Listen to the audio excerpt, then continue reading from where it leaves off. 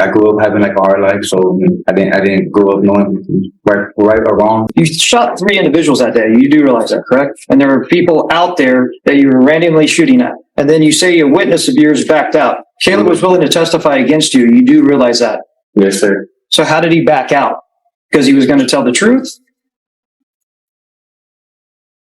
I don't know. A murder suspect walks into court hoping his painful childhood will earn him mercy, but the judge isn't buying it. Instead of sympathy, every answer he gives starts exposing even more contradictions.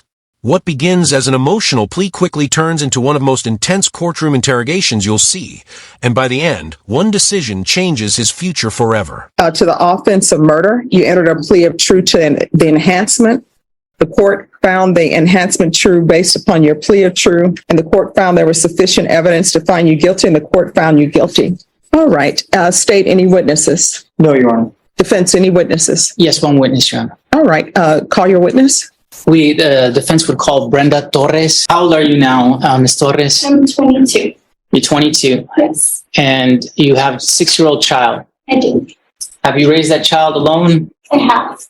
That's not an easy thing to do, is it? No, it's not. So your son's 6 years old, but he doesn't know anything about his father? No, he doesn't. Does he know his father's name? Doesn't. When do you think you might be willing to share those things with your son? 8. He's about 8? Okay. Did he ever express remorse for the... Yes, he's apologized. Sincerely, he's still apologized for not being able to be there for his actions, speaking from away from us. Pass the witness, Your Honor. Any questions? Just a couple questions, Your Honor. How much time did the defendant, Fabian Vega, spend with that son back then? None, because he was in juvenile. So none. And he's never seen him? He's seen him.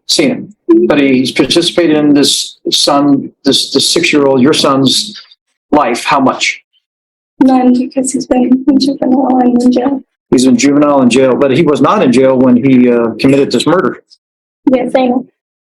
Okay, so how much time did he spend with the son then? He didn't. Okay, thank you. No further questions, Your All Honor. right. What's your son's last name? Vega? Any further witnesses? No further witnesses, Judge, just allocution from the defendant. He is going to be subject to cross-examination. I understand what allocution is, but if he wants to give his statement, he's going to be subject to cross-examination. He gave up the right to remain silent when he entered his plea. All right, let me just check with him and then see what he says. Okay. Your Honor, he would like to allocute. All right, can you raise your right hand? Do you solemnly swear or affirm the testimony you give will be the truth and nothing but the truth, so help you God? Yes, ma'am. All right, you can lower your hand. State your name for the record. Fabian Vega. All right, defense. I believe he just wants to share with the court a few brief words. Yes, ma'am. I want to say that I know I took a lot that I can't get back, and I want to apologize to my victim's family for so much pain that I caused them and for their loss. And I regret everything I did. I feel remorse to them and stuff like that. I know I'm going to prison, and I would want to get myself right over there by getting my GED because I never finished high school. Take drug classes. I had a problem with drugs in the past, and take parenting classes to better myself to go home to be a good father to my son, and just go home clean and be positive out there, and find myself in no more of the situations like I'm in right now. And I ask that you show mercy on me on the sentence. A wife and a son that need me out there, and I would like to go back to them after that. Thank you. Mr. Vega, you stated when you were asked about this incident here, you said that, and here it says, my neighbors told me them where I was, my name, and that I had tattoos. I tried to fight it with self-defense. So are you saying this is self-defense? No, sir. Okay, but so that's wrong in here. Is that correct? Yes, sir. Okay, so did you lie in here? No, Excuse me? no, sir. But it says self-defense here. I was in fear of my life at that moment. I've been shot at, but he seemed proud in the past, so it was out of fear, I guess. So do you feel that you had a right to kill that day? No, sir. I felt like I should have handled the situation a lot different. It was out of fear, I guess, like my reaction. You know, you didn't just, you killed one individual, but then you shot 3 individuals that day. You do realize that, correct? Yes, sir. And that you were shooting into a park, Father Benavides Park. You're aware of that. Yes, sir. And there were people out there that you were randomly shooting at. You're aware of that. Yes, sir. And then you say a witness of yours backed out. Who was the witness? My roommate Caleb. Caleb was willing to testify against you. You do realize that. Yes, sir. So how did he back out? Because he was going to tell the truth? I don't know. No further questions, Your Honor. All right, anything else? Mr. Vega, did you grow up your entire childhood with both your parents? No, sir. Can you please explain that to me? I grew up on like CPS care, so I was never around my mom or dad, and I was always like I grew up having like a hard life. So I don't blame no one for my actions that I did. It's just I didn't grow up knowing right or wrong. When you were when did CPS order you into care of a foster home? Yes, sir. And how was your experience with that foster family? It was bad. Real bad. You still keep in touch with that foster family? No, sir. You still keep in touch with your mother, your father regularly? No, sir. So when you go to prison, you said you're going to take parenting classes? Yes, sir. Why would you need to learn how to be a loving father? I was never taught how to be one. I never had that growing up, so I would like to learn. So when I go home, I could be one. That's my learning. What about the drugs? For the drugs as well, I plan on going down there and taking drug tests too as well. I had a bad drug problem growing up, and I would like to fix that before I do go home. And why didn't you ever graduate high school? I was always incarcerated and not focused. Well, what are you going to be focused on when you go to prison? My GED. Is it you're just going to go to prison and they're going to hand you your GED? No, sir. I'm going to go to class and get my GED. Just with my GED. Okay. All right, Mr. Vega, why does it take you going to prison for you to wake up and realize that you right what's right from wrong? I don't understand that. Like, why does it take going to prison for you to say, I'm going to get my GED, I'm going to be in my son's life, I'm going to be a good parent, I'm going to get off drugs? Because I'm looking at your history, and you've been in trouble with the law as a juvenile since 2013. And it started with graffiti at a church or a school, and you were on deferred for that for 6 months. And I know, because I've toured their facilities, I know they give you an opportunity for your GED and for you to do all of that and get your life on track. And then you pick up another case in 2014. Then you are in need of supervision in 2015. And then you have a possession in 2015 and evading in 2015. And this, what I'm talking about, is just your juvenile history. And it goes on and on and on. 2016, 2017. And how old are you? 23. All right, you're 23. And I know what young people think because I was in your position. When people get sentenced to go to prison and they're young, they think it's the end of the world for them. But time goes by so quickly. I can't believe how quickly this year is passing. And you still have a chance to improve your life.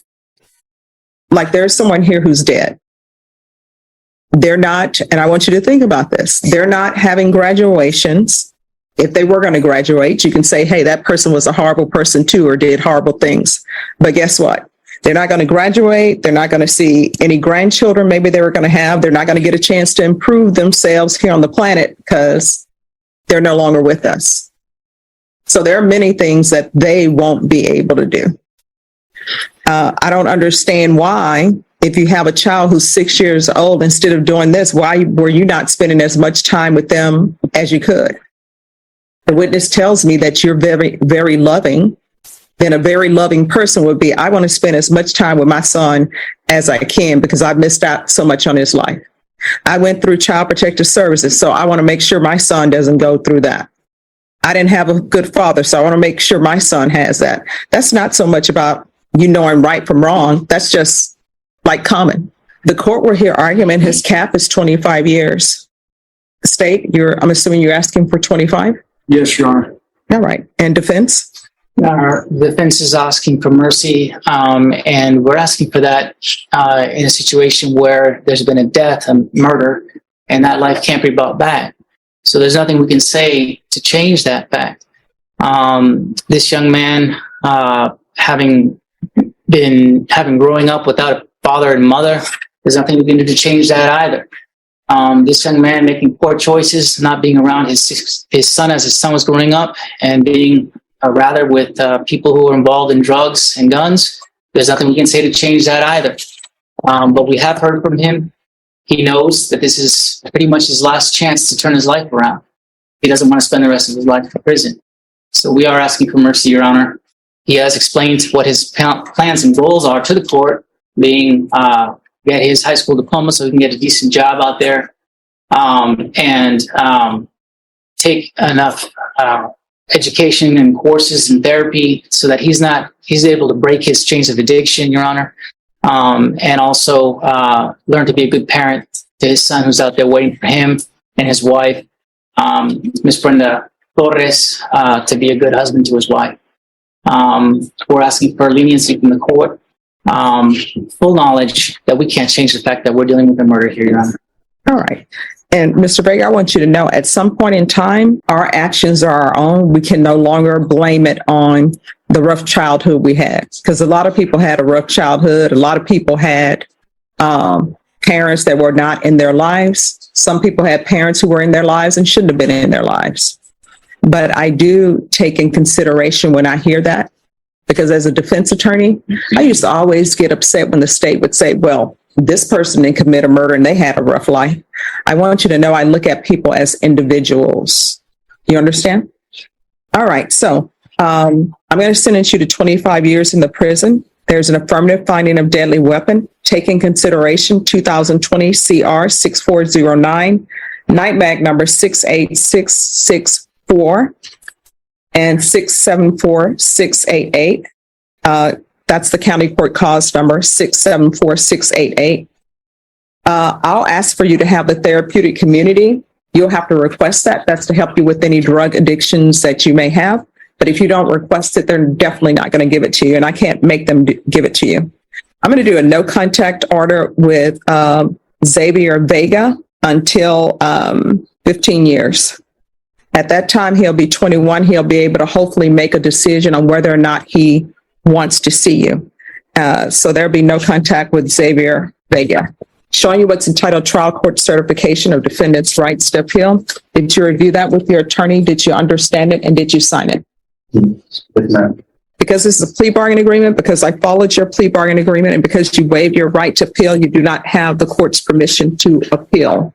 And because this is a felony conviction, you're not allowed to own or possess any weapons or ammunition. If you have a question over what a weapon or ammunition is, you'll need to speak to an attorney. Do you understand? All right. I wish you nothing but the best. Good luck to you. The judge made it clear that a difficult past can explain someone's choices, but it can never erase the consequences of taking an innocent life. Now it's your turn to decide. Was 25 years a fair sentence for opening fire in a public park and killing a man, or should the punishment have been even harsher? Share your opinion in the comments below, and if you enjoy real courtroom stories with powerful judge moments, don't forget to like, subscribe, and turn on notifications so you never miss the next case.